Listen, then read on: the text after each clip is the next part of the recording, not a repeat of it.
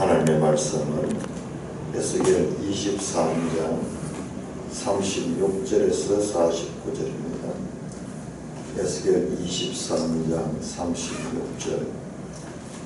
여호와께서 또 내게 이르시되 인자야 너가 오홀라와 오홀리바를 심판하려느냐? 그러면 그 가장한 일을 그들에게 말하라. 그들이 행음하였으며 피를 손에 묻혔으며 또 그 우상과 행음하며 네게 낳아준 자식들을 우상을 위하여 화제로 삼았으며 이외에도 그들이 내게 행한 것이 있나니 당일에 내 성소를 더럽히며 내 안식일을 범하였도다. 그들이 자녀를 죽여 그 우상에게 드린 그날에 내 성소에 들어와서 더럽혔으되 그들이 내 성전 가운데에서 그렇게 행하였으며 또 사제를 먼 곳에 보내 사람을 불러오게 하고 그들이 오매 그들을 위하여 목욕하며 문석을 그리며 스스로 단장하고 화려한 자리에 앉아 앞에 상을 차리고 내 향과 기름을 그 위에 놓고 그 무리와 편히 짓거리고 즐겼으니 또 광야에서 잠겨와 술 취한 사람을 찾아오니 그들이 팔찌를 그 손목에 끼우고 아름다운 관을 그 머리에 씌웠도다. 내가 음행으로 쇠한 여인을 가리켜 말하노라. 그가 그래도 그들과 피차 행음하는도다. 그들이 그에게 나오기를 기생에게 나온 같이 음란한 여인 오홀라와 오홀리바에게 나왔은즉 의인이 간통한 여자들을 재판한 같이 재판하며 피를 흘린 여인을 재판한 같이 재판하리니 그들은 간통한 여자들이요 또 피가 그 손에 묻었음이라. 주 여호와께서 같이 말씀하셨느니라. 그들에게 무리를 올려보내 그들의 공포와 약탈을 당하게 하라. 무리가 그들을 돌로 치며 칼로 죽이고 그 자녀도 죽이며 그 집들을 불사르리라. 이같이 내가 이 땅에서 음란을 거치게 한즉 모든 여인이 정신이 깨어 너희 음행을 본받지 아니하리라. 그들이 너희 음란으로 너희에게 보험한즉 너희가 모든 우상을 위하던 죄를 담당할지라. 내가 주 여호와인 줄을 너희가 알리라 하시니라. 하나님 아버지 늘 감사합니다. 오늘 아침 하나님의 깊은 생각들 알 수 있는 은혜를 베풀어 주신 감사를 드립니다. 예수님 이름으로 기도드리옵나이다. 아멘. 에스겔 23장 오홀라와 오홀리바 그 비유의 이제 마지막 단락입니다. 36절 여호와께서 또 내게 이르시되 인자야 네가 오홀라와 오홀리바를 심판하려느냐. 여기서 심판하는 것도 여기 사파트인데 소송하겠나 뭐 이런 뜻이 더 정확할 것 같아요.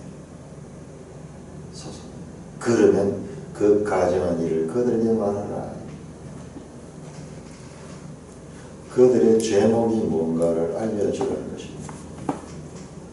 우리 재판할 적에 검사는 죄를 조사하지, 판사는 그 죄목을 따라서 이제 형벌에 판정을 합니다.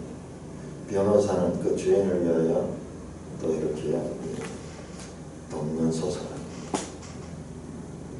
그 죄인이 법에 의해서 합당한 죄인임을 명명백백하게 드러내어서 나중에 그에게 응당한 형벌을 집행을 합니다.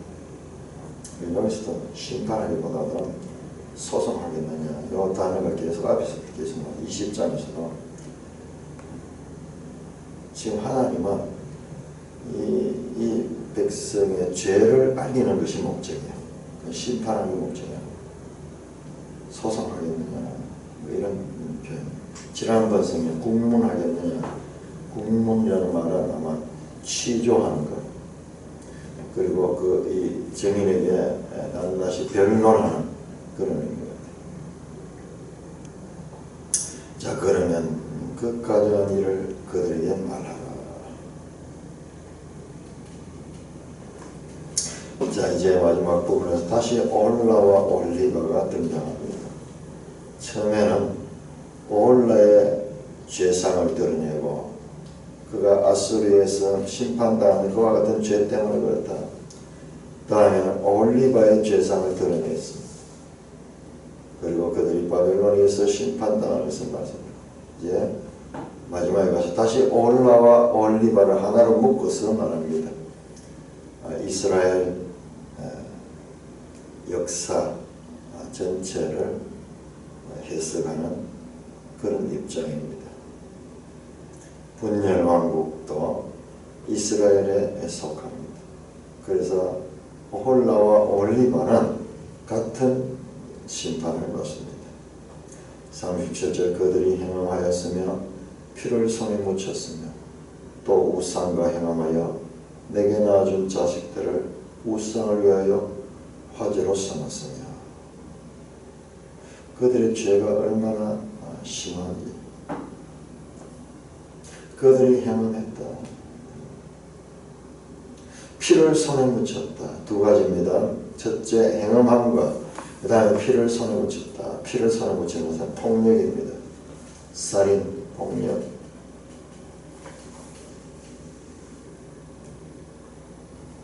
자, 이 두 가지면 자, 하나님에 대한 죄는요. 하나님에 대한 죄 우상숭배죠. 자, 이것은 인간에 대한 죄로 연결되는 인간에 대해서 이건 사회적인 불법, 주로 폭력인 폭력, 힘이 강한 자가 약한 자를 지배하는 이와 같은 것으로 넘어갑니다.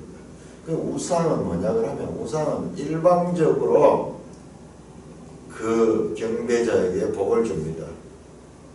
그의 행위나 단계 이건 안 관계없어요. 우상은 일방적인, 그러나 우리 하나님은 뭐냐? 우리가 마음이 어떠냐에 따라 가지고 실제로 이 벌을 주기도 하고 복을 주기도 하고 우상은 일방적이에요. 그들의 행위와 관계없습니다. 그러니까 이 우상 숭배는 그들의 행위를 합법화시키는 합력. 하나님은 우리의 행위를 법을 통해서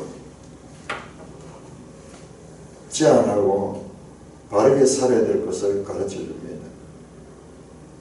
그러면 그들이 행함하였으며 피를 손에 묻혔다.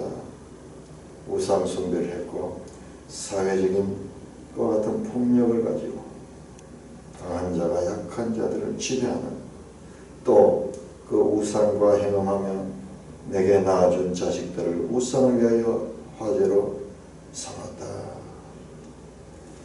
자, 남편과 아내의 비유는 비유입니다.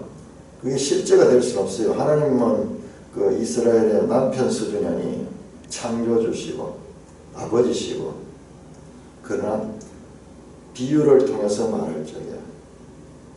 그러니까 자식들, 남편 된 하나님과 그 신부된 이스라엘이 자식을 낳았는데 그 자식을 어떻게 하냐?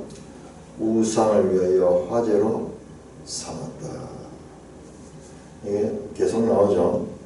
이 몰록에 대한 몰록신의 제사입니다. 인신제사. 유아를 갖다가 그 제물로 바치는 그 인신제사. 이런 걸 보면은 전 지역에 이 중동 지역뿐만 아니라 전 세계에 이와 같은 인신 공양 있죠. 우리 이 심청전 같은 거 그게 전부 처녀 인신 제사잖아요. 에밀레돈 같은 것은 유아 인신 제사. 그게 속아버리는 거야. 그런 짓까지 합니다. 이성이 완전히 마비되고 사람이 자식에 대한 사랑만큼 강한 게 없는데 그 우상에게 속으니까는 그 자식들을 불에 태워가지고 제물로 바치기까지 하는 그와 같은 악을 행합니다. 뿐만 아니라 이외에도 그들이 내게 행한 것이 있나니 당일에 내 성소를 더럽히며 내 안식일을 범했다. 자, 이와 같이 인신제사를 드리고 폭력을 행하고 음행을 하고 난 다음에도 그날 당일 이외에도 그들이 내게 행한 것이 있나니 이것도 우리가 이 마음을 가지고 읽어보면 하나님이 지금 화 맺혔어요. 이거 본인 줄 아냐? 그 외에도 너희들이 내게 행한 것이 있다. 그러고도 모르는 거예요. 그걸 이제 알려주는 거예요. 당일에 내 성소를 더럽혀 내 안식일을 범했다. 그렇게 우상 숭배하고 행음하고 폭행한 다음 그날 또한 성소에 와서 제사를 드리고 그리고 안식일을 지킨다 그러면서 그러겠다. 내 성소 내 안식일 여기 지금 우리 내 언약 내 성소 내 안식일 자, 이걸 통해서 우리는 지금 계속 나와 너 관계 나와 너 하나님과 이스라엘 백성의 이 언약 관계를 하나님은 한시도 있지 않아요. 이스라엘은 그걸 너희가 나의 성소와 나의 안식일을 범했다.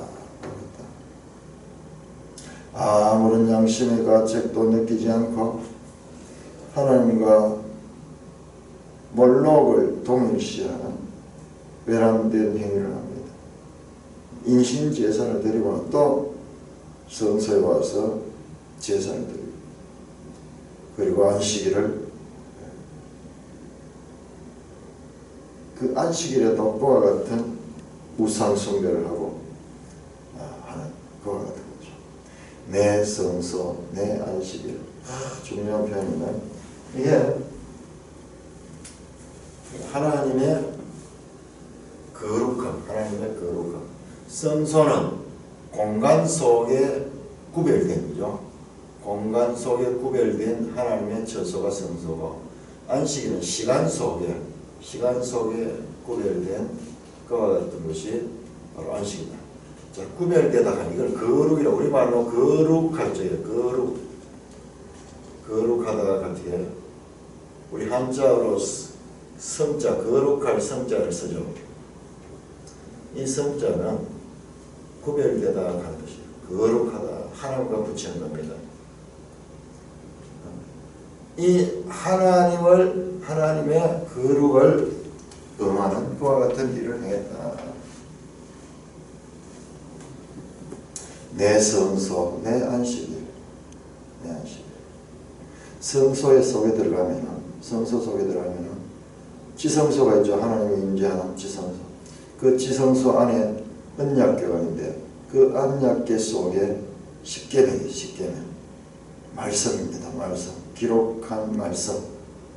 그러니까 이 성소와 안식일은 하나님의 거룩을 나타내는 보이지 않는 하나님을 이 세상에서 보이도록 예표하는 그와 같은 이 공간과 시간인데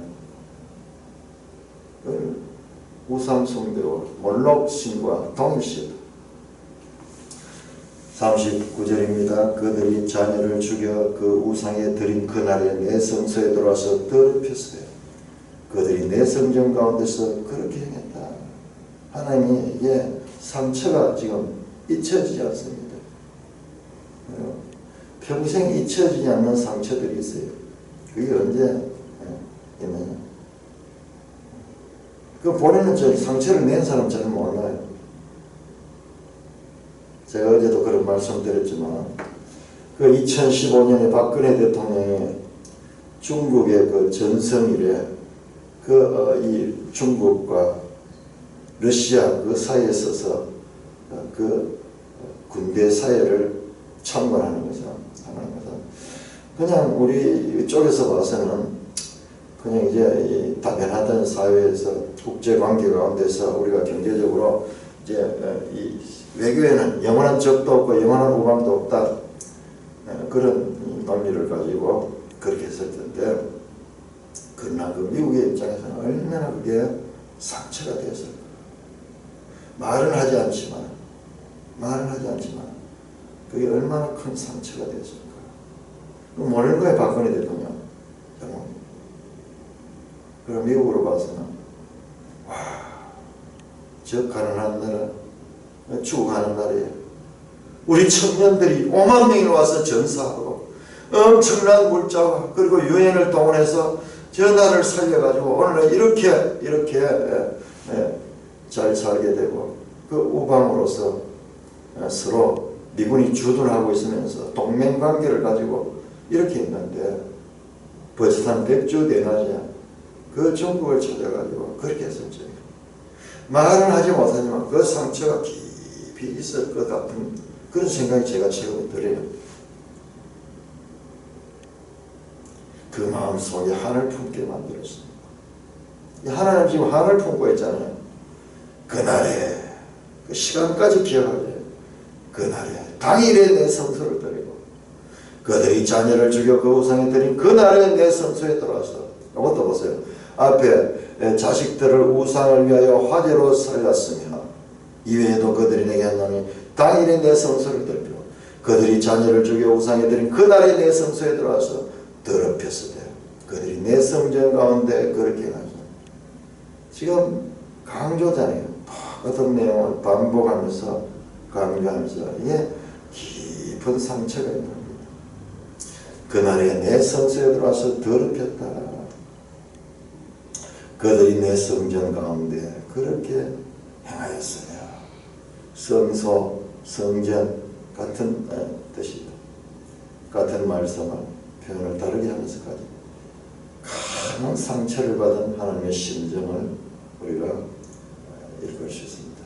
뿐만 아니라 40절에 보면 또 사제를 먼 곳에 보내 사람을 불러오게 하고, 외교사제를 보내가지고 먼 곳에 보내가 다른 나라에 보내가지고 그들을 위하여 목욕하며 눈썹을 그리며 스스로 단장하고, 애굽에 사제를 보내가 아수리에, 때로는 아수리에, 때로는 바벨론에 그렇게 기대면서 그들과 동맹을 맺고, 그들과 동맹을 맺게 되면 하나님이 필요가 없어져요. 세상에 군대를 의지하는, 그 이사에서 나오는데 애굽을 의지하지 말고, 말을 많이 두지 말고, 애굽을 의지하게 되면 하나님을 무시하는 것이 됩니다. 이스라엘은 하나님이 왕인 나라고, 만군의 여호와가 그들과 함께함으로 그들이 군병력이 많이 없더라도 그들이 하나님이 함께 하시기 때문에 그들은 안전할 수 있는데 하나님을 믿지 못하는 거죠. 그래서 다른 나라가 하듯이 사제를 먼 곳에 보내 외교관계를 발전시키면서, 그래서 교류하고 그들이 오면 그들을 위하여 목욕하며 눈썹을 그리며 스스로 단장하고. 이거 한번 보세요. 우리가 여기에요. 하나님 신들이다. 이 잠언에 보면 엄녀가 하는 짓이 나와요. 엄녀가 향수를 뿌리고 화장을 하고 예쁜 이 침대를 장식을 하고 향수를 뿌리고 그렇게 쫙 해서 이 청년, 순진한 청년을 꼬시는 그 장면이 나오는데, 지금 그 이야기 우리 한번 볼까요? 잠언 8장입니다. 잠언 봅시다. 이 시가서와 이 선지서 간에 또 관계가 있습니다. 이 잠언 7장입니다. 7장. 하는 말씀이요. 이 잠언이나 시편은 이거는 시간이 없어요. 시간이 없고, 이것은 어느 시대 누구에게나 적용되는 그와 같은 이 내용입니다. 자, 우리 잠언 7장 1절에서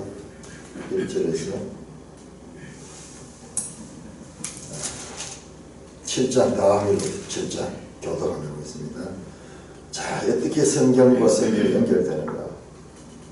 잠언 7장 1절 내 아들아 내 말을 지키며 내 계명을 간직하라. 내 계명을 지켜 내 법을 내 눈동자처럼 지키라. 자, 이것도 보세요. 지금 새로 보죠. 내 아들, 내 말, 내 계명, 내 법, 나의 법.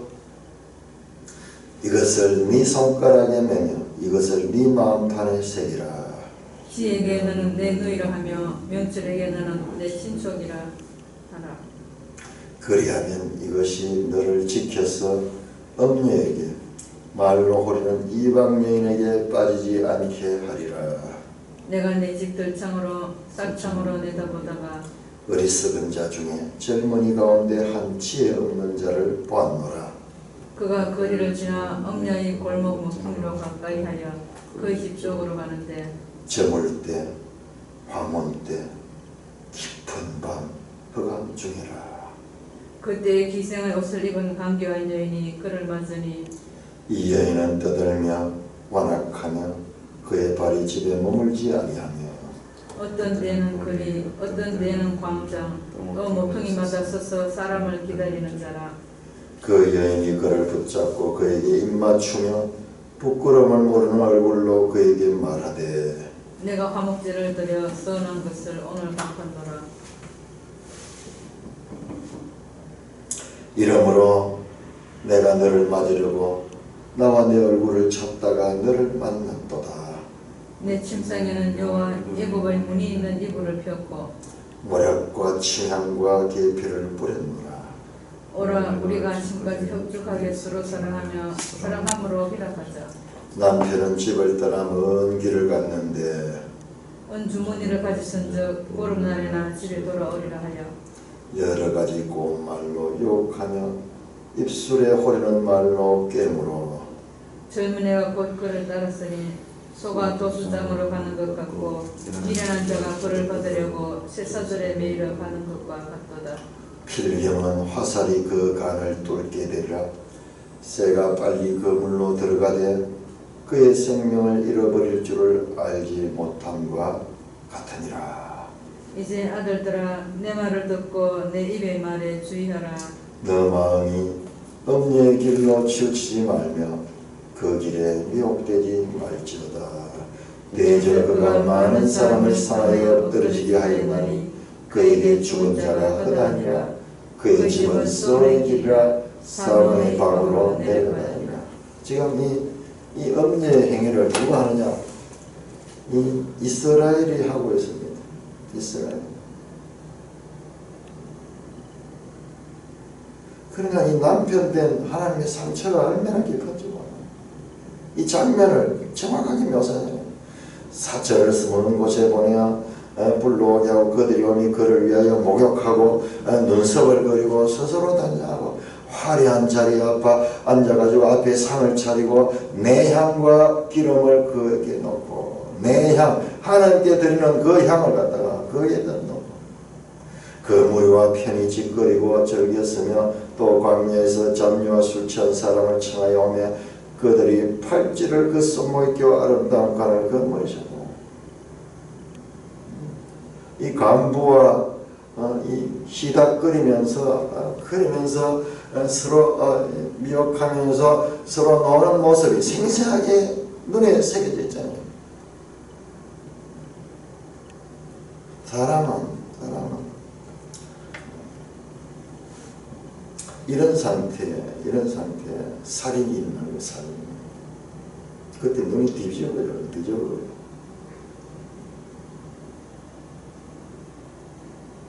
이게 평생 잊지 못하는 트라우마거든요. 그 여인이 예쁘게 꾸미면 꾸밀수록 더 가장한 거예요. 목욕하고 향수를 뿌리고 음식을 차려놓고 그렇게 해서 짓거리면서 희달거리면서 노는 이 모습 잊혀지지 않은 상처로 남아있습니다. 40절에서 42절 세상 나라들을 의지하는 이 원조를 청한 사실을 말합니다. 저 사제를 보내가지고 강대국의 힘을 의지합니다. 음료가 간부를 청해드려 접대하는 모양으로 비유하고 있습니다. 하나님께서 얼마나 유다를 인해 상심하세요. 이스라엘을 위해 상심한 것이 너무나 실감나게 표현하고 있습니다. 이 질투심, 이 시기심, 질투하는 하나님의 질투가 얼마나 강했을까.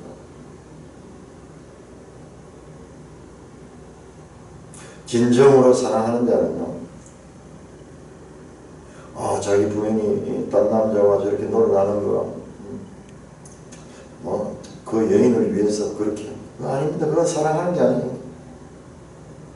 여기에서 이 언약 관계에 있어서는 거기서 절대적으로 배타적이 돼요. 거기에는 이 관용이 없습니다.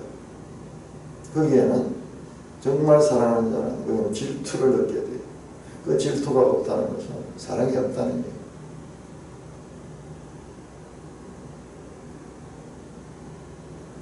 팔찌를 손목에 끼우고 아름다운 간을 그 머리에 씌우는 광야의 잡녀들과 술 취한 사람들 같이 그 머리와 편히 찌끄리고 즐겼으며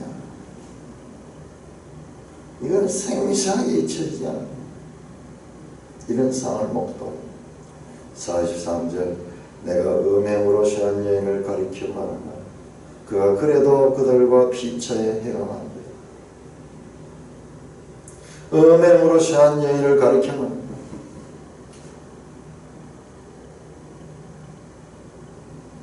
유다와 이스라엘을 음행으로 취한 여인 그가 그래도 그들과 피차 행한다. 그래도 열국과 음행을 44절 그들이 그에게 나오기를 기생에게 나옴같이 음란한 여인 올라와 올리바기에 나왔은즉 자 오늘날 국제관계에 있어가지고 서로 외교하고 이웃나라와 서로 무역하고 이거는 뭐 당연한 거고 잘하는 거잖아요. 근데 왜 이것이 음행으로 표현되는가? 이스라엘과 하나님 관계는 그런 관계 아닙니다. 이와 같은 하나님과의 언약 관계입니다. 하나님이 왕이고 하나님께서 모든 것의 주인이시기 때문에 그들이 하나님과의 관계만 바르면은 나머지 모든 것은 염려하지 않아도 하나님께서 다 해주십니다. 그러나 그것을 믿지 못하는 거예요. 그러니까 스스로 살 길을 구하는 거예요.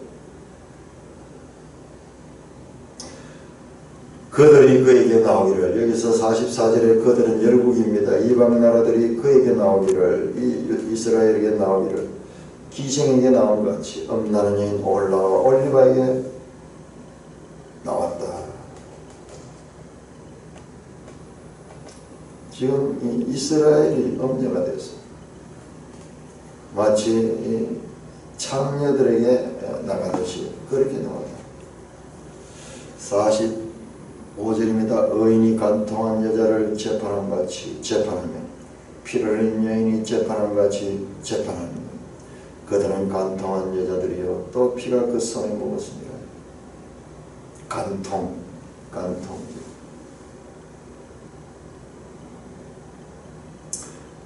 배우자가 있는 사람은 다른 사람과 관계를 가지게 되면 그것을 세상법에도 간통죄. 오늘날 우리나라에 제가 얼마 전에 간통죄 이야기하는데 이걸 이제 폐지한다고 이런 것 같은데 이 성경적인 그 법이에요 사실. 근데 참 그런 기준들이 다 없어져 버리죠.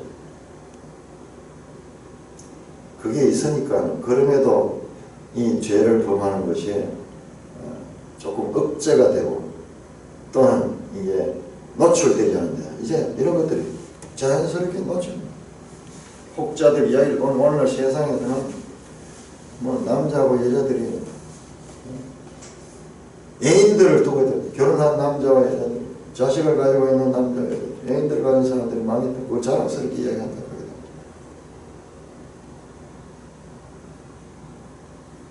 그런 게 가능한 거예요. 이런 법이 없어져 버려요.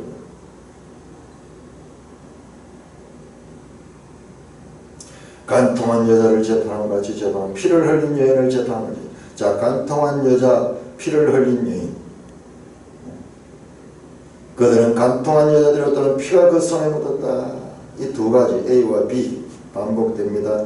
하나는 우상숭배, 하나님과의 관한 범죄고, 다른 하나는 이웃, 세상 사회에서 폭력을 행하는 그와 같은 살인, 이와 같은 이러한 것들이 같이 묘사됩니다. 요즘 또 갑자기 어떤 그런 잔혹한 살인 사건들이 얼마나 많이 일어나는지 몰라요. 세상 흉흉한 것이에요.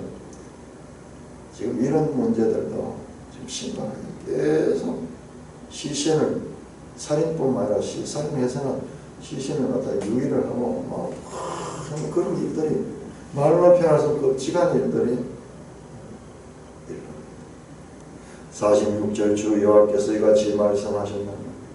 그들에게 무리를 올려보내 그들이 공포와 약탈을 당하게 하라. 하나님께서 그들에게 무리를 올려보내서 그들이 공포와 약탈을 당하게 하라. 아수르와 바벨론입니다. 강대국을 보내가지고 그들이 유다가 바로 멸망하도록 하시는 하나님의 말씀입니다. 47절 무리가 그들을 돌로 치며 칼로 죽이고 그 자녀도 죽이며 그 집들을 불살르라. 간통한 여인들이 받게 되는 대가는 참혹한 것입니다. 이스라엘 법에는 돌로 쳐 죽이라고 합니다. 돌로 치며 칼로 죽이고 그 자녀도 죽이고 그 집들을 불살르라. 자, 이거 우리 잘 알아야 되는데 이 시간이요, 아직까지 이 일이 일어나지 않았습니다. 아직까지 586년이 되지 않았어요. 지금 591년인가 그렇죠. 아직 시간이 남았어요. 지금이라도 이와 같은 하나님의 주름한 심판의 메시지 듣고 돌이키면은 이 죄에서 벗어날 수 있는 기회를 가지고 있습니다. 그들에게 생생하게 묘사합니다. 돌로 치며 칼로 죽이고 자녀를 죽이며 그 집들을 불살라라. 아직도 그들에게 회개할 수 있는 기회가 있습니다. 48절 이같이 내가 이 땅에서 음란을 그치게 한즉 모든 여인이 정신이 깨어 너희 음행을 본받자. 자, 이와 같은 하나님의 강력한 징계는 그냥 징계가 목적이 아니라 징계에서 하나님께서 얻고자 하는 것입니다. 음란을 거치게 한다. 이와 같은 강력한 징계는 이 땅에서 음란을 거치게 한다. 모든 여인이 정신이 깨어 너희 음행을 본받지 아니하라. 자, 여기 보면은 하나님이 이 심판, 하나님의 이 심판이 단순한 유다에 대한 심판, 이스라엘에 대한 심판으로 머물지 않고 유다도 깨어나고 유다도 음란에서 깨어나는 효과가 있고 깨어남 뿐만 아니라 다른 나라들도 열방에 대해서도 하나님이 누군가를 알려주는 그와 같은 사건이 된다고 말씀합니다. 모든 여인이 정신이 깨어 너희 음행을 본받지 않다. 모든 여인은 이 세상의 열방을 가리킵니다. 그들이 너희 음란으로 그들에게 봉한적 너희가 모든 우상을 위하던 죄를 담당할지라. 그들이 열방이 이스라엘의 음란으로 인해서 너희를 볼만하다. 여기서는 열방이 아수르 바벨론 그들이 너희에게 봉한다. 너희가 모든 우상을 위하던 죄를 담당할지라. 너희가 우상 숭배하고 이와 같은 그 죄에 대한 대가가 바로 바벨론 아수르에 의한 멸망이다 것입니다. 내가 주 여호와인 줄 너희가 알리라 하시니라. 이때 유다가 음란히 거치게 되면 그 나라가 멸망할만 가능합니다. 그들이 기력이 있는 한 사람들을 의지하며 세력을 가진 국가를 의지하기 때문입니다. 그러므로 그들을 망하게 할 때야 비로소 음란이 거쳐질 것입니다. 이스라엘의 역사는 또한 모든 여인, 즉 열국에게 모델이 됩니다.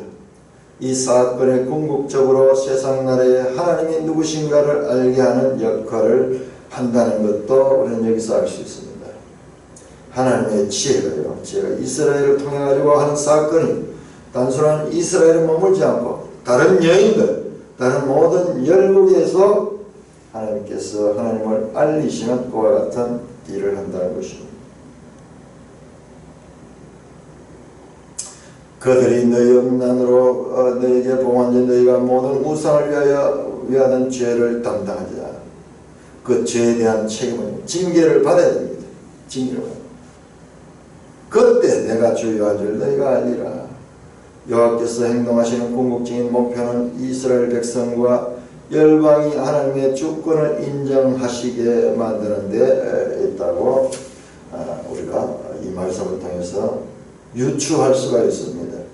그러니까 이 에스겔에 나타난 하나님의 말씀은 그냥 선언이에요. 그런 선언. 근데 우리가 자세히 들어보면 하나님의 심정도 알 수 있고, 그리고 이같이 하는 하나님의 깊은 속뜻까지도 우리가 알 수가 있습니다. 자, 이렇게 해서 에스겔 23장이 끝이 났습니다.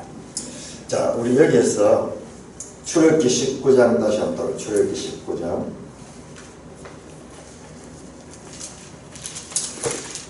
자, 이거는요 사실상 이스라엘의 이야기지만은 이스라엘을 위한 것이 아니고 이스라엘은 연기자예요.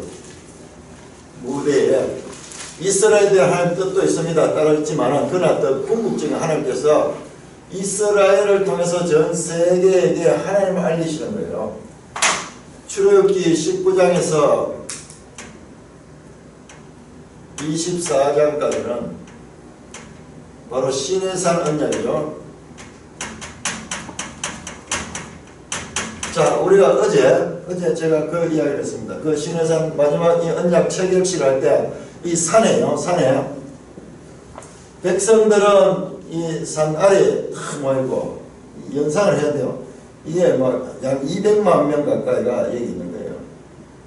자, 그리고 백성의 대표 장로들 70인과 대표자들은 산에 올라갑니다. 그런데 여기까지 올라가요. 여기까지. 모세는 그 중에서 모세 혼자 여기에 올라가서 하나님의 말씀을 받아옵니다. 그래서 모세가 받아가지고 내려와서 백성에게 말씀을 전하고 여기서 언약 체결했죠. 그 다음에 이 백성의 대표들이요 다시 산에 올라가서 먹고 마셨어요. 근데 그 산에 어느 부분에 올라갔을까? 제가 생각을 해보면 어제 이제 이 말씀을 드리고 이게 쟁쟁한 생각이 남는 거예요.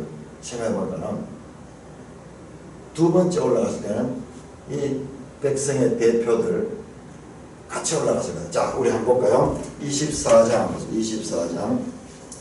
출애굽기 24장.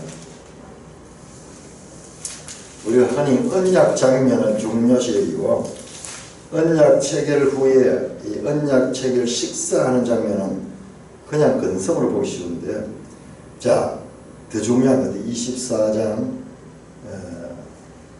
9절. 자, 언약에 피를 탁 뿌려가지고 언약 체결했죠. 그 다음에 9절에 보면 모세와 아론과 나답과 아비후와 이스라엘 장로 70인. 그러나 71, 2, 3, 4, 74명입니다. 모세와 아론과 나답과 아비후와 이스라엘 장로 70인 올라갔어요. 어디로 올라가지는 않나요? 그냥 산에 올라갔어요. 여기 지금 시내산이거든요. 올라가서 이스라엘의 하나님을 보니 하나님을 보았어요. 그의 발에는 천국을 편들하고 하늘같이 청명하더라. 하나님이 이스라엘 자손들의 존귀한 자들에게 손을 대지 않고 그들은 하나님을 뵙고 먹고 했다. 하나님이 그들을 손을 대지 않고 죽이지 않았다는 거예요. 그들은 하나님을 뵙고 먹고 마시더라. 아마 제 생각에는 이 장소가 처음에는 모세밖에 못 올라갔잖아요. 그런데 언약을 체결하고 난 다음에는 이스라엘 대표들이 여기 올라갔다는 거죠. 왜? 그 이전에는 그들이 올라갈 수 없었습니다. 올라가면 죽게 됩니다. 자, 19장 하고 19장, 출애굽기 19장. 19장. 이것도 출애굽기 19장에서 24장까지가요.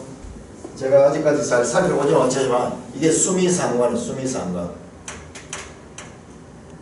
인클루저를 읽었어요.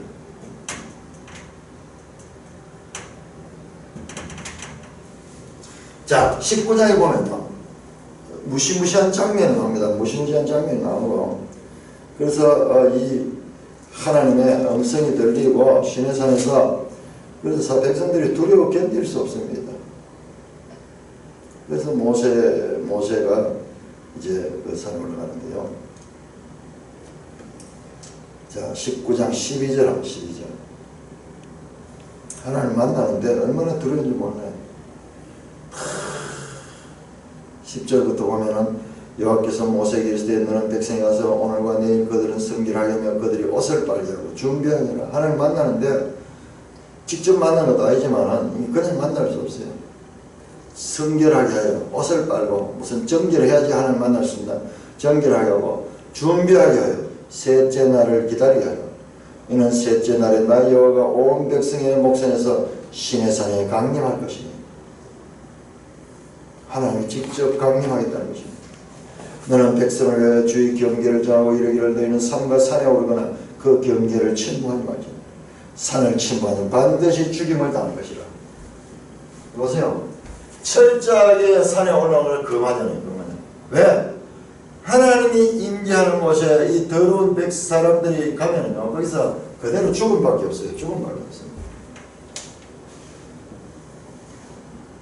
이와 같은 하나님과 절대적 이 거룩한 의로운 하나님과 이 죄인과의 이 만남은 이렇게 두려운 것이에요. 이 두려운.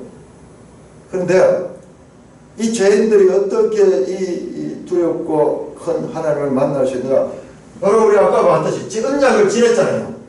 바로 24장 앞에서 언약 체결하고 언약을 통해서 어떻게 연합되는 연합.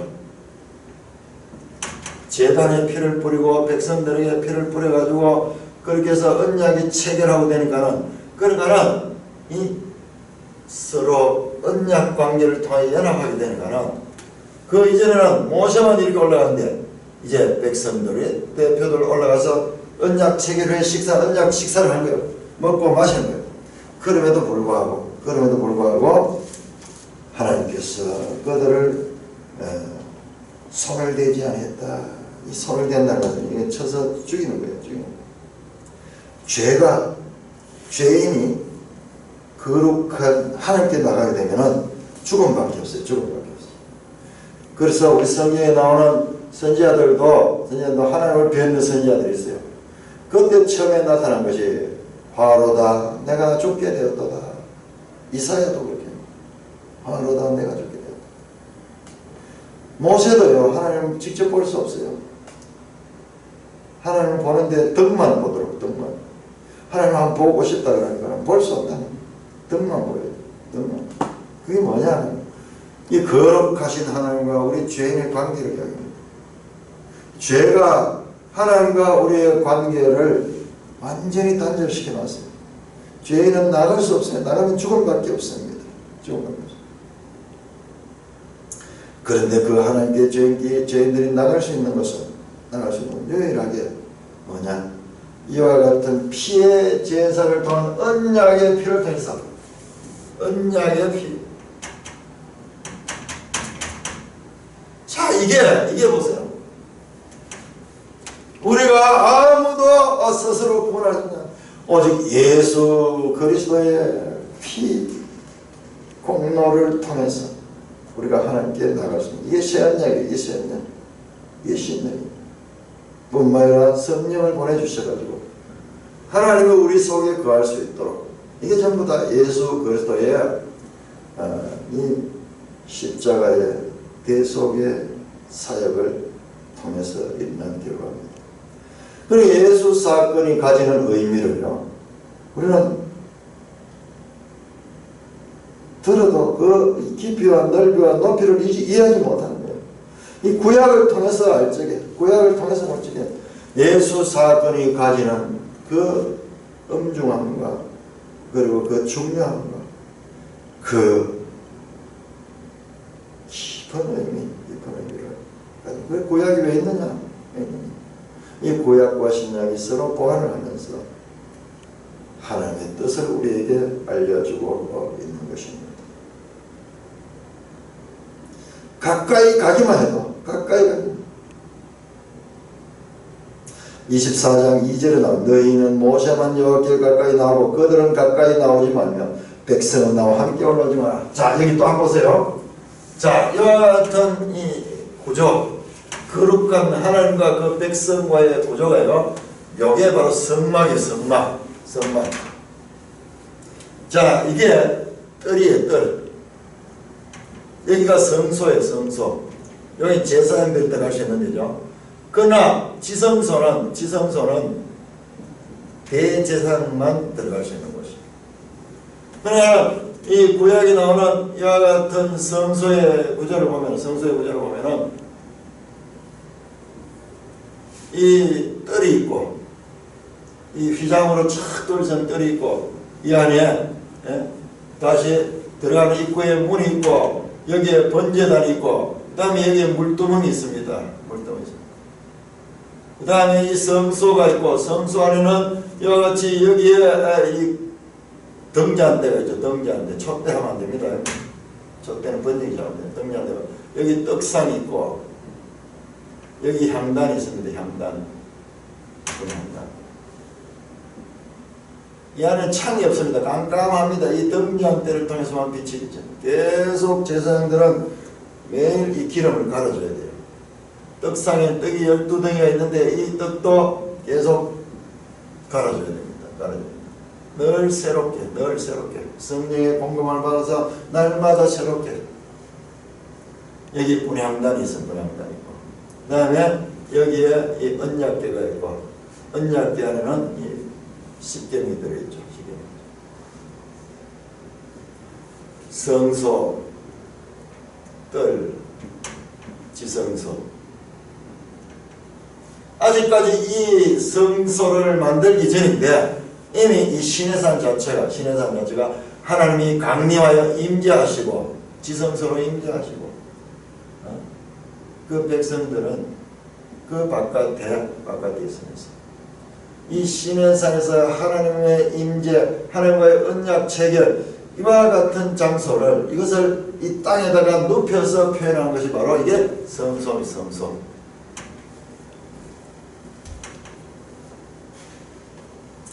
그러므로 저 성막은 움직이는 시내산이에요. 움직이는 시내산이에요. 하나님과 언약을 체결했던 그 산, 그 고정된 그 성소가 이제 이와 같은 이 성막을 통하여서 움직이는 성소로서 이스라엘이 가는 곳이 항상 중앙에 있잖아요. 항상 가요.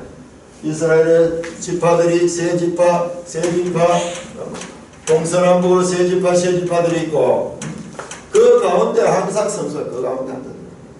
자, 이 그림 자체가 메시지입니다. 메시지. 이게 바로 임마누엘.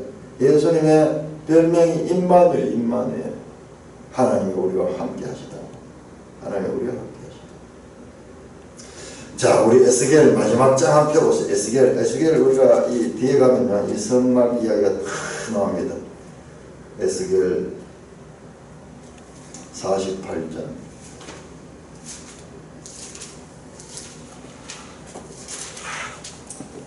에스겔 48장 35절 마지막 절입니다. 에스겔 48장 35절 같이 읽겠습니다. 시작. 그 사람의 합계는 18,000척이라. 그날 부르는 그 성읍의 이름을 여호와 삼마라 하라. 여호와 삼마. 여호와께서 거기 계시다. 하나님이 그 백성들과 함께 하시는 임마누엘의 다른 표현입니다. 이것이 하나님의 소원입니다. 자, 이렇게 하나님의 뜻은요, 이모저모로 계속 그림으로 나타나고 이렇게 해서 하나님의 뜻을 우리에게 전하고 있습니다. 성경이 가지고 있는 이와 같은, 어제 우리 오후에 나오는데 참 많이 깨달았더라고요. 청년들 가운데서 또 막 이야기 나오는데 그렇습니다. 이 이야기들이 전부 한 이야기, 같은 이야기. 언약 따로, 성소 따로, 뭐 이 율법 따로, 뭐 전부 다 이게 뭐 따로인 줄 알았는데, 이 전부 다 같이 다 합력해서 여호와 삼마, 하나님이 거기에 그들과 함께 하시는 그와 같은 것. 오늘 새언약 시대 성령이 우리와 함께하여 내주하셔서 우리를 성전 삼고 있다는 이 사실을 우리가 잊어버리잖아요. 이스라엘 백성이 이와 같은 이 형식을 가지고 있어서 잃어버렸듯이 오늘날 우리들도 그와 같은 하나님의 우리와 임마누엘 하심을 잊어버리지 않도록, 그리고 우리 속에 보이지 않는 성령이 거한다는 것을 이걸 어떻게 아시냐? 이 구약을 통해서, 이 그림을 통해서만이 우리가 바르게 이해할 수가 있습니다. 내가 주여한 줄 너희가 알리라. 하나님은 이렇게 하나님 자신을 우리에게 알리시기를 원합니다. 이와 같은 하나님의 뜻을 잘 알아채는 저와 여러분이 되어야 될 것입니다. 찬송가 315년